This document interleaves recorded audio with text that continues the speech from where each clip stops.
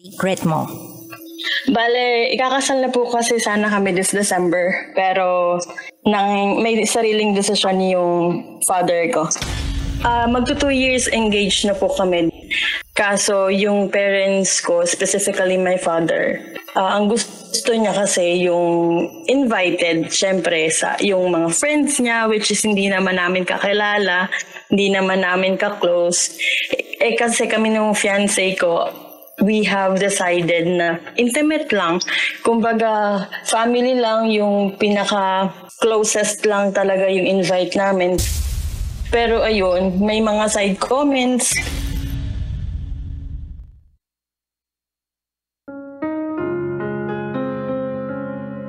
So, hinihingal ako.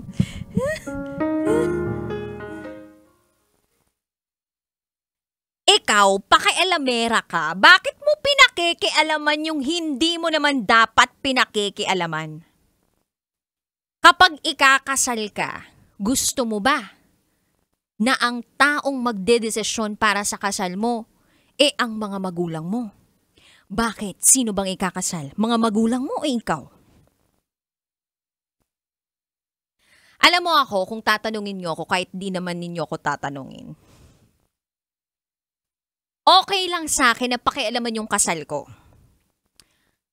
If and only if ang magbabayad ng buong kasal ko at yung honeymoon plus may pakimkim pa, yung taong nangingialam, okay lang ako dun. Kahit mga 5 million pesos, siguro solve na ako doon. Dito natin mapapatunayan na ang DJ Rocky Terra nyo pong lingkod ay isang malupit na mukhang pera.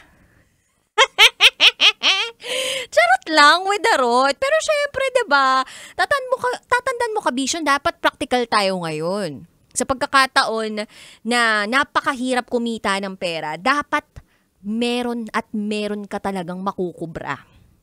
Kung hindi man sa mga magulang, di sa mapapangasawa mo.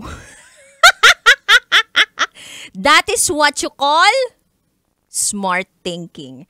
Ang tawag doon sa pagpili ng tamang tao, tamang desisyon. At tamang desisyon din na nakikinig ka ngayon ng radyo kapiling ko. At mamaya na naman, may makakasama na naman tayong, napaka-dax, napakalaki, higante. And by the way, concerned lang talaga siya sa'yo, kabisyo. So kung meron kang mga desisyon sa buhay na hindi masyadong okay, o sabihin na nating mali ka, sabihin na nating nakakasira ng buhay mo pero masarap. Di ba ganun yun kasi normally masarap pero nakakasira ng buhay? Siya, gusto niya nasa tama ka. Nasa tuwid kang daan. Kumbaga, gusto niya na tama yung desisyon mo, tamang tao yung mapili mo, and therefore I conclude, tamang tao siya para sa'yo, na magsabi ng buong katotohanan. Kasi nga, eto TG, tago muna natin siya sa pangalang TG TG for tamang guidance. Hindi naman siya tigang. Hindi po siya ganon Feeling ko madami tong charot! Darot! So mamaya kasama natin siya para makapagbatuhan sa Secret Files at Top Secrets. Abangan niyo po yan, si TG, at abangan niyo siya. Siya po yung higanteng sinasabi namin dito sa Love Radio. But anyway, kabisyo, alam ko naman na habang hinihintay niyo si TG, hinihintay niyo din ang patikim ng DJ Rocky's Secret Files.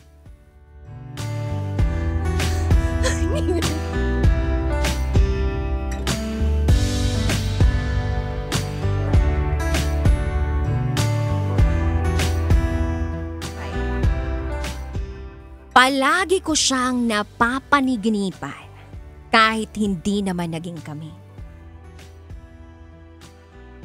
Palaging napapanaginipan kahit hindi naging sila. Sa bagay yung iba talaga, kahit sa panaginip, binibisita Yung bang napupunta dun sa ibang lobe? Lobe? Alam mo yung lobe? Frontal lobe. Ano pa yung isang lobe? Iba yung lobe na alam ko eh. Oh. May sinasabi dito si TG. TG, sabihin mo. TG talaga, oo. Bakit yun yung naisip mo? Hindi ko naisip yun. Iba, akin love radio eh. Masyadong wholesome yung akin sa'yo. Lubricant? Ano yun? Di ba yun yung nilalagay sa ice? Ay, lubricant. Oh, may ganon. May ganon. Oh, told ya. Anyway, abangan po natin yan sa aking pagbabalik, sa aming pagbabalik, kasama ang Basa Princess DJ Rakitera na sasamahan mamaya ni TG. Dito lang yan sa 90.7 Love Radio. Kailangan pa bang i-memorize yan? Basic. Up next is DJ Rocky's Secret Files. Sinira ng tatay ko ang pagkababae ko. Siya. May secret affair kami ng office mate ko. Hindi ko matigilan kasi sobrang galing niya sa... Rocky's Secret Files. Secret Files. It's the kind of bleep you never knew existed. Kunwari inosente, pero boy naman pala. Rocky's Secret Files. Secret Files.